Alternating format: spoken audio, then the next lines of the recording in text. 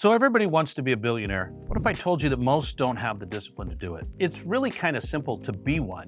But how come many people aren't? The reality is you have to clearly define your goal. You have to know where you're going. You have to create that roadmap. You have to establish that clear plan, because if you don't, you never know if you're going to get there. You've also got to build habits that will get you there. How many of us love to watch reels, shorts, a little Netflix and chill? But is that really going to get you toward your goal? Is that going to change your life and allow you to get where you want to go? And when you start doing that, you know where your plan is, you know what your goals are, and you build the habits that are going to get you there, that's going to strengthen your self-confidence.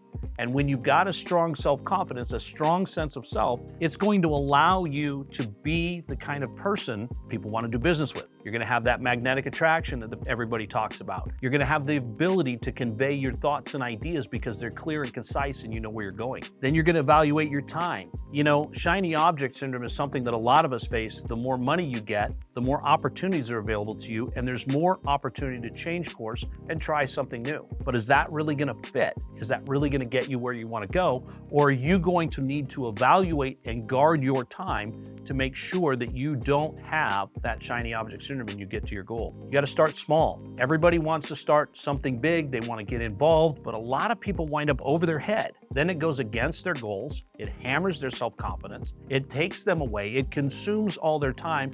And the next thing you know, being over your head is what causes you to drown. But if you start small and create little wins and start getting things under your belt that really build, they're going to increase all of those things. It's going to increase your resume, your track record.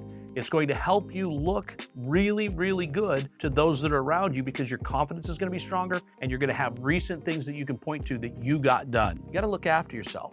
I mean, a lot of people don't figure this out, but I'll tell you a little about my personal journey. In the last 6 months, I've dropped almost 40 pounds and started really taking care of myself. And you'd be surprised how much that does for your self-confidence and for how you feel in the day and how much energy you have, how much work you get done. The problem is, the later you wait to start taking care of yourself, the harder it is to get back in shape and get back up on top. And a lot of people don't have the persistence to get there. You got to hold yourself accountable. This is where a lot of people use coaches, they use mentors, they use friend groups, but you've got to have an accountability partner that tells you when you're screwing up and isn't pulling any punches. Because the reality is life doesn't pull punches. And if you sit there and aren't holding yourself accountable, you're going to have a natural tendency to become more of a procrastinator, to put off the hard tasks, and to wait to do the things that are necessary in the next steps because of the discomfort. But if you've got an accountability partner spurring you on and calling you out, you're going to have more success in that area. The last thing, and this is where every single billionaire has got it nailed, they are consistent. They build a plan, they come up with the parts and pieces, and they execute, and they execute, and they execute until they've accomplished that goal. Most people do not have the consistency to show up enough times to get there. They say that it takes over 10,000 hours of practice to become a professional at something. How many of you put in that kind of time? How many of you are willing to give that much effort and be told no that many times to where you can become the professional? And this is truly the biggest factor that separates those that have and those that simply want.